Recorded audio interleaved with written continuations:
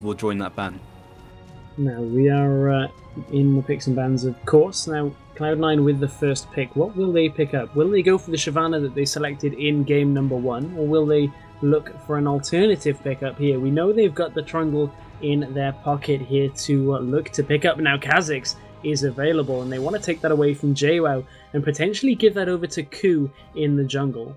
Yeah, indeed. We saw Ku on his staple champion of Lee Sin, which didn't quite go to plan in the first game. His lanes didn't do all that well without him, and by the time he got his kills, he wasn't able to do too much. However, if you have a Kha'Zix farming in the jungle and he's unable to gank, he's still going to be relevant when you hit team fights. He'll still get to the point where he'll be that reset machine, and he just requires a couple kills in the early game. And we were talking about this earlier when Ku was playing Kha'Zix. It's like, well, he's picked up 2 kills, he can die 9 times and it'll still be relevant. Now, Mundo is available for Odoamne. I really want to see that Trundle again. It's worked well for them, but so has Mundo. I don't blame him for locking in the more consistent pick of Dr. Mundo here, especially with his ability to have a lot of influence on team fights. Does fairly well against Shyvana as well. So Thresh and Dr. Mundo have been locked in for Cloud9. Sadly, by the looks of it, no Trundle this time, unless they do something sneaky by putting Kha'Zix in the mid lane, Mundo in the jungle. Might still see Trundle, but I'm not hoping for it. I would love to see it, especially against Lololol. It's something that they definitely wouldn't have seen before and have to adapt to on the fly. But when you get to this very top level, I mean, we have seen some amazing teams all the way through the scan, EUW Winter Invitational, but now we're in the Grand Finals. Maybe just stick to what everyone knows best. No doubt they will stick to his Mundo. Yeah, I think that's the right option from them, as they have been consistent on that. Another consistent pairing has been Vi and Caitlyn. Pairing in the lore of League of Legends, and a good pairing together as well we've seen throughout the entire tournament. Very strong, consistent picks right now. And that does leave Cloud9 with the ability to counterpick the Vi with a Kayle.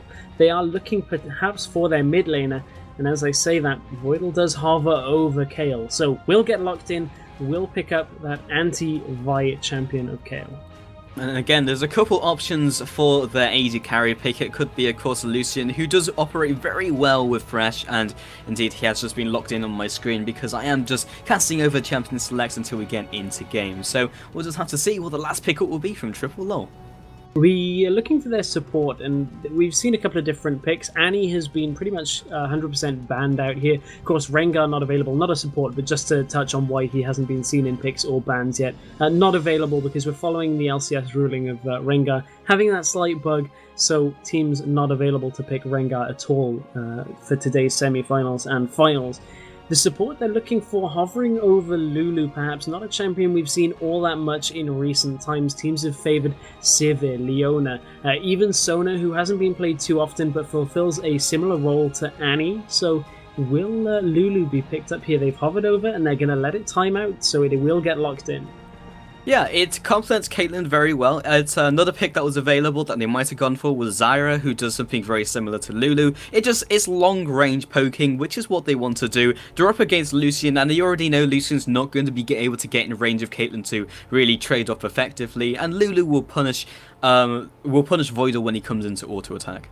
Now, at this point, I'm wondering whether we'll see the lane swap again. It was when they were playing on the red side with Lololol that they did, in fact, lane swap. And one of the benefits of lane swapping here is they force Kha'Zix either to the solo lane or they commit to losing the tower, because Caitlyn and Lulu will push incredibly quickly. I wouldn't be surprised to see them heavily push that upper tower very quickly if they do decide to lane swap, which really reduces Ku's effect on the game unless he can get a kill in the bottom lane. It's one of those games where I kind of have the sense of a lane swap coming up, but they don't have to. They've got a very consistent set of lane pairings anyway, so it's an option that Lololol have. Yeah, and I think now it's an option, whereas in the previous season, if you saw a lane swap opportunity, you would go for it, because lane swaps are fantastic. But because of the changes, it's now an option, but it's not necessary, and especially, as you said, the lanes will go fine regardless. Now, we are going to head into a very short break here before we get into game number 3. It means you've got at least 2 games still to come here in the Scan Invitational Finals. Better stick around with us, because this is sure to be a thriller.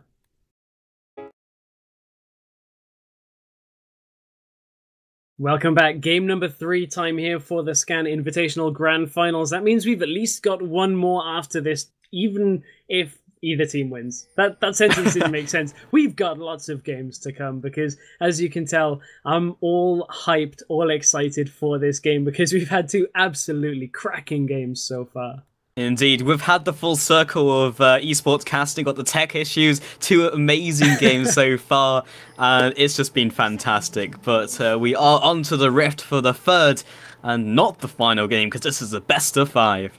Yeah, I'm so glad this is a best of 5 finals. I would be far too unhappy leaving it at the end of this game because we need a definitive winner. These 2 teams are so close that 3 games just wouldn't be enough to separate them. And we thought MYM and Cloud9 earlier this morning was fantastic and was going to be close, and it was close, but this is a whole new level of close. Bring on the best of 7. I'm sure these teams will probably die from like dehydration or something before that happened. But either way, Odoamne will be leading the charge into the jungle winter. Jwow just takes the cleaver and will be walking back in, and that's probably the end of it. Just the ward will come down just for the extra vision, and I think that is not actually in the push. Both teams respecting each other a lot here with these, I was going to say defensive starts, but the slightly delayed invade out of Cloud9 has been spotted out, so Triple Lol do know about this, and it looks like we're actually seeing the lane swap instigated potentially by Cloud9 here, although they're looking to take out 2 buffs. I've only just realized that, of course, it is Mundo that is the top laner, so a little bit of a different start. Let's see how Kha'Zix is getting on with his own red buff. They've secured both red buffs. That is a big power play to begin this game by Cloud9. There we go, there's the teleport from Odoamne, and this is very interesting. Like, we expected a lane swap, but not necessarily from Cloud9. And it definitely will work. Mundo's got to sustain, hit level 6, and he's golden. Middle lane will have no difference, but that has allowed them that early power play. Yeah, and that's a big play because one of the things we talked about is the pushing potential of Caitlyn and Lulu, but a Lucian with a red buff is going to shove Shyvana out even harder in this lane, so they may be able to even up the disadvantage that they're going to put their top laners at. Indeed, and we'll just have to see how that happens, but it still puts Yuki and Dioud into a 1 versus 2 scenario in which, well, they poke and siege very quickly since they are very long-range champions who have a lot of poke, and Odoamne would not be surprised if he just opts to take these golems. Yeah, that's one of the things that they haven't been able to do with this 2v1 is we talked about the roaming that you can choose to do with your jungler, and this is the decision making out of the junglers. Morden is up in the top lane, but Ku has gone to his solo lane as well, so this could be an explosive start to this game. Indeed, the hook will land onto Jwow, and will they go for the dive? He lands the flake, he lands the leap into Taste Their Fear, but they do not decide to go any further. The jungler intervention from Morden, both of the junglers finding themselves at top lane. But between double red buffs and the 3v2 here in top lane, they're going to re-engage. They're going for round 2. Flay backwards. Voidle takes a couple tower shots. Morden is still in the danger zone. Q misses. Q has found him isolated underneath the tower. That's going to be the tower splitting the aggro. Voidle takes another. He may well drop. He flashes out. Taken down by Vi. And Morden will be happy to pick up something from that, but they've still taken a lot of damage. Febiven's taken a lot in the mid. Indeed, Ocelote has already aggressed onto him. Both of them have been ignited, and a minion aggro flashes out of the body slam. The reactions from both of these players are insane. What a start to this game 3. That was incredible reactions out of both. Ocelote had to make the flash in for the place so he didn't die, but Febiven reads him like a book, and the instant reaction flash. This is nail-biting stuff, and we're 4 minutes into the game. Completely different to the beginning of the first 2 games. Indeed, they were playing conservatively, but now it's just guns blazing for both of these teams, looking for the tower dives and the clutch maneuvers in mid lane. So now we can just take a breather, stress, and we can at least analyze some of these early pickups. Yeah, I'm going to unleash the chat as well, because some of these players, I do like to see the reactions from the chat when you see those clutch flash plays. And Odoamne has come down to this bottom, Ku has come down to the bottom lane. Yeah, it was difficult to mistake because he was a squirrel temporarily. Dioud will be backing off to his shot. Yuki has knocked himself back using the 90 caliber net and blocking the cleaver for his ally. Ku drops into the red zone, but will be safe. And this is explosive. This is what I would say what we've been looking for, but the first 2 games have been so good in their own right that this is just a continuation of these 2 absolute titans of the challenger scene just battering each other around here. Indeed, and Ku is not going to give up this bottom lane gank. He's sticking around. Odoamne backed up. They may just think he's gone for the recall. Yuki does not know what he's in for. Odoamne looking for the right opportunity to throw her cleaver so they can instigate this fight. Ku is still waiting here. Now they pop out of the bus. Yuki is probably going to have a heart attack. He will be popping the barrier, knocking himself back to the turret, and will be safe. Ooh, Morden nearly gets cut out in the top lane, but the barrier was just enough to save Yuki. Had to burn flash and barrier, though, as Odoamne drops low in the bottom. Indeed, and so does Yuki. Dioud just returned into the bottom lane skirmish, but the jungler of Morden has literally been locked into the top lane. His effectiveness has been cancelled out, allowing Kha'Zix to run rampant around the rest of the map. And we haven't even looked at any of the itemizations or anything like that in the beginning, and I don't know whether we'll get the opportunity because Ku is playing so aggressive. He's already got the 1 kill, and that's what he needs on Kha'Zix. You can see Longsword has been picked up earlier. He mentioned to you in the previous series that he didn't mean to go Brutalizer, but bought it by mistake. I wonder whether he'll actually choose to do that again because it fared well for him. This is not a mistake though. Yuki jukes into the brush, will be collapsing. Ku is not the stage where he can get the reset, but it's not even going to matter. Dad will be shielding himself. Reckoning finishes off that kill. 4-1 will be the scoreline 6, almost 7 minutes into this game. Cloud9 do not look happy with their performance last game. They realized that they need to get that lead early on and really put Lololol on the back foot. They weren't quite in a position to do Dragon, although it was available. They were fairly low, so healing up there after taking some kills is good enough for them because it allows them to buy and consolidate on top of the advantage that they already had. But with this 2v1 swap, it means the control from Cloud9 isn't as good on Dragon anyway, because you don't have the support to continuously be in that area to place down wards. Trinkets do alleviate that, but they don't last as long. So Cloud9 need to, at some point, take this tower and swap around down to the bottom lane to prevent Lololol from taking that Dragon with ease. Indeed, and now that we've hit the kind of 7-minute mark, the second round of buffs will be spawning just to punctuate the action before Ku, and inevitably Morden will start looking for these ganks once again after these buffs have been cleared out. So Dragon is still a possibility, but Mundo is quite happy to wander back into the bottom lane, or is he? Because Ku and also Odoamne, they are setting up for the Dragon. Now taking it very quickly, cleavers and the isolation damage make for a very dead Dragon. And Morden's smite is almost off cooldown, but of course that isolated damage is enough to shred through it, so they don't even need their duo pairing there because they were allowed to rotate around down to the Dragon because of the jungle starts. They were able to really sacrifice getting their second buff early because Blue has only just spawned now for Cloud9, that they knew they were able to get that Dragon without being contested, and this is once again just high level play out of these teams. And the top tower has collapsed, and Matrix grab onto Jwow in the top lane, but nothing that they can follow up onto since Morden is there. Q chunks down Dioud into 50% into the danger zone with a couple seconds with one clear combo. He has been exhausted, but that's not going to stop the beast as Q picks up another kill. Yuki's in trouble as well because Odoamne doesn't quite land the cleaver. That could have spelled the kill, but Ku is going ham in behind the turret. They're looking for the not over yet. No, it is. No, it isn't. Febiven, after the intervention, takes far too much damage. Jwow's in trouble as well. He is. Dragon's Descent comes down. Culling comes across. Ocelote is around. Flash forwards from Jarnan. It's not going to be quite enough, and Jwow escapes with his life. But Q is arrived from the bottom lane. Morden just charging up his Volt Breaker, saying, "You aren't coming anywhere near my dragon." And compared to game 1, where we had 16 kills in a 50-minute game, we've got 7 already and we're 9 minutes in. This is a far more bloodthirsty game, and it is just so intense that these two teams are just showing exactly what European Challenger can do. Indeed, we don't even have any time to analyse the builds as they are coming in thick and fast, but finally Kha'Zix has picked up the double longsword and the Spirit Stone, and I think we can safely expect that to be perhaps a Spirit of the Lizard Elder before Ku just misclicks and proves us wrong. Rather you than me, because he's recalling. I'll take it this time. Earlier, he did make a mistake. And he's bought MOBA boots, so he doesn't even finish the item there. So we'll have to wait and see what he does build those in. But the Brutalizer did give him good damage earlier. Just, I don't know, maybe he'll just realise that it's a stylistic choice. Who knows? Yeah. Maybe he'll realise he's in the jungle and not a lane, because that would be conventional for a lane. But well, either way... He's spent enough time in the lanes that no wonder he got confused, because that's Ku's style, is just gank until they're dead. Indeed, and he has certainly been doing that. Mobility boost being picked up by both of these junglers, and Ku is looking for yet another kill. Febiven is rotating, and since the duo lane has gone, there is nowhere really to run. Reckoning comes across. Ku is maintaining that bush vision just for a couple seconds. It's just a matter of time before he collapses.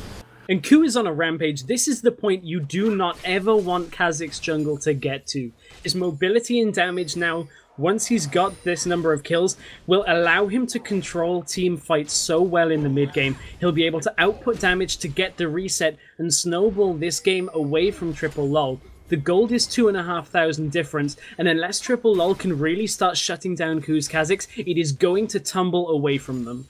This is the first time that Morden has been allowed to leave the top lane, and that's only because the tower has died. So this is the first time he's allowed to put his own pressure onto this map, which might be the determining factor to bring themselves and slingshot back into this game. But he's going to find himself a pink ward first. It was a Spirit of the Elder Lizard, so Ku's gone conventional, but Ocelote might be in trouble. He is, and this is not conventional. Reckoning comes across, lands the cleaver. Do not go any further on that, especially when Ocelote has that big barrel available. Ku is prowling around the jungle again, and this early on, he's going to find a target and blow him up. That's his white, and Morden jumps in using Vault Breaker. He's dying so quickly, but an ace in the hole comes across. That's a squirrel, but now it's Ku again. He's going to be taking down another. Voidle and Jarnan take down Yuki in rotation. Another 2 kills, and Ku has still not been shut down. Ku will breathe a sigh of relief there. The presence from Voidle and Jarnan is just too much there that Dioud wasn't able to continue the aggression. It was only a couple of auto attacks, and Lulu is going to be able to trade that out with a Glitter Lance as well, but wasn't possible because Yuki died, so there was no protection. It would have meant fully committing in from Lulu. Teleport comes out from Mundo to stop the top lane push. That tower is already down in favor of Cloud9, and this is the Cloud9 that everybody has been talking about. Absolutely, we have to see Triple Lol do exactly what they did in the first game and try and stall this one out, which they did magnificently, but with Ocelote doing rather well, he hasn't really been touched. He's 1-0-0 and the Fiends is up. We'll see if they can really put that stalling power to use. And we've finally reached the lull period. Don't say that, stock. Well, we have for now, otherwise we're going to need some pretty long-range engagements, but there's a moment here where we can start talking a little bit about builds, and specifically support item choices. As you would expect, Lulu has gone towards the Talisman of Ascension by starting Ancient Coin. That'll give them the mobility.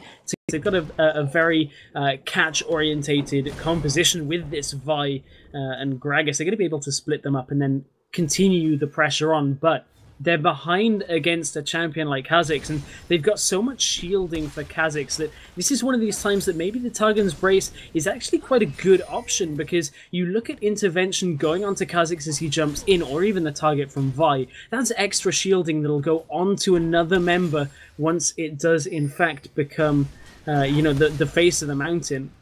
It's interesting that he's actually opted for Face of the Mountain even before the Spirit Stone, so he can get those extra wards out. But we'll see if this works out. Maybe they are just hedging their bets on Ku, since he is 5-0-2, assisting in 7 of the 8 kills in this game, and looking to claim a couple more in the bottom lane.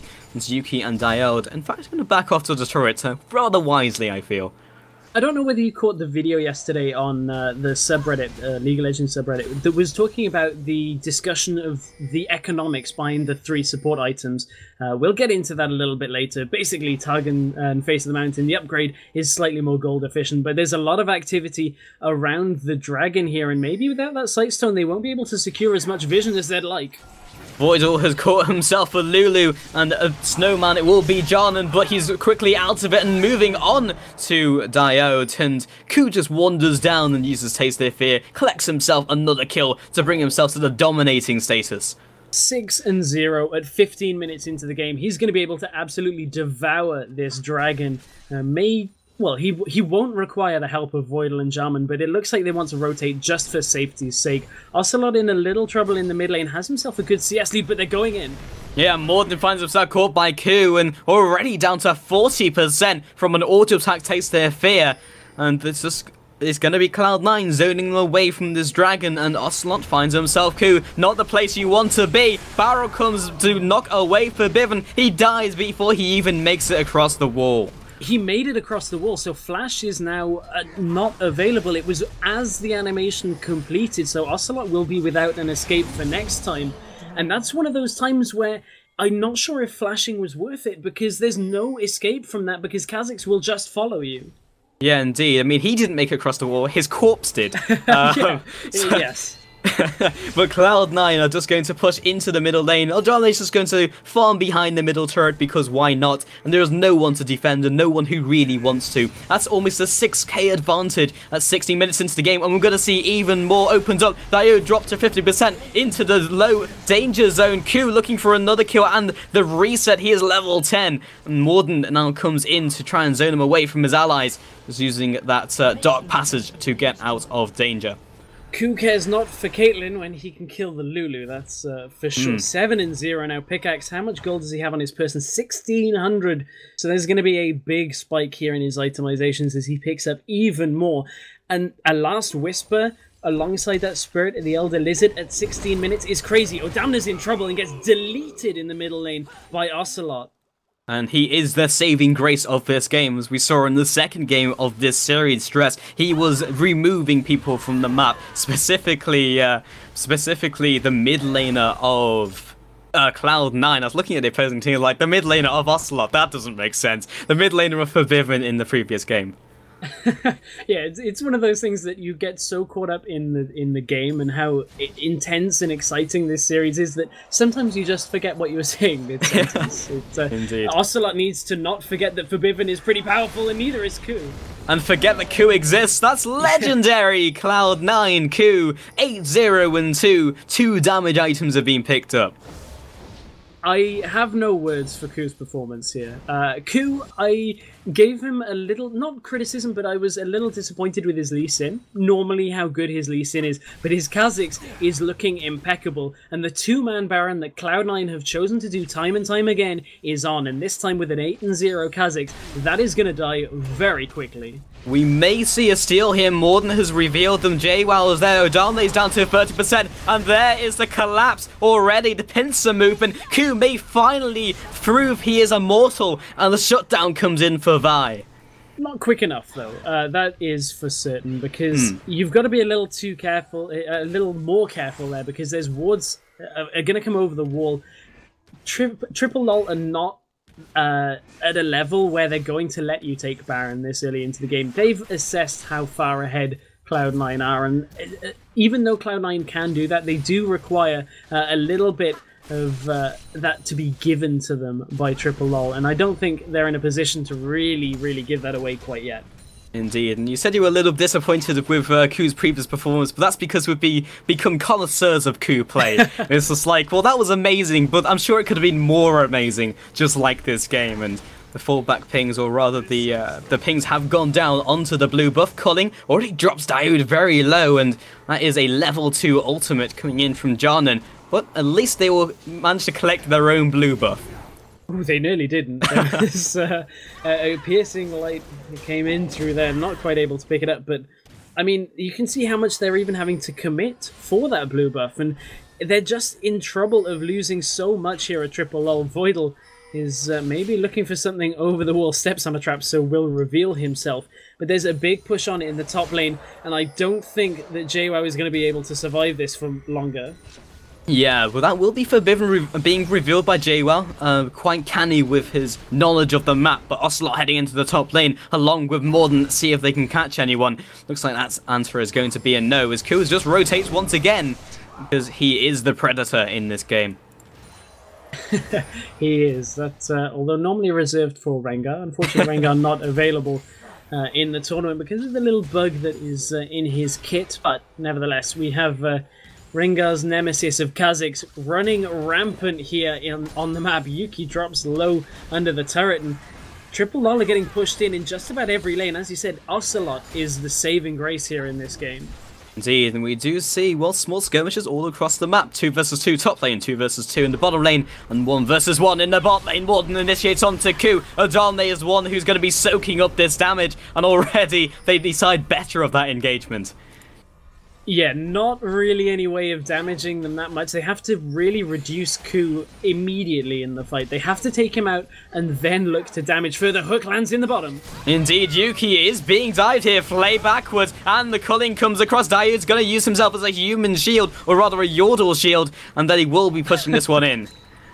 Oh, Yordle shield. Sorry, that one caught me by surprise. But that will be another tower for Cloud9. They'll just tank up the last damage of that. And they are on true form. 4-0 on towers, 11-4 on kills. And you look at the itemization, it tells the story. Ku at 8-1 with that completed Last Whisper very early on in the game. He's had that a few minutes already, as we mentioned earlier. Trinity Force nearly complete for Lucian. He has 1900, so that will get completed now. Will give him additional damage during these team fights and the ability to maneuver just a little bit better. Picks up the level 2 boots to aid that mobility even more. And Ku's looking aggressive, smartly warding over the wall though to make sure he wasn't about to face check into Morden. Yeah, Morden will very quickly clear that one up. 10 seconds until the next dragon spawns, and we'll just have to see a triple lol even want to try and contest this. They're posturing around the area, but again, we have Cloud9 on point. And that's an early intervention, and he will just be taking the race. That's going to be very important.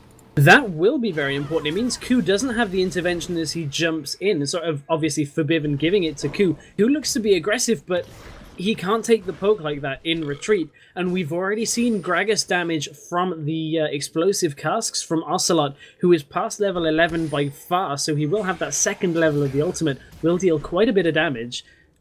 Yeah, it shows you how twitchy that Febiven is, though, at this stage in the game, and who can blame him in the third game of this best-of-5 series in the Scan EUW Winter Invitational. Both these players, and indeed teams, gearing up around the Dragon.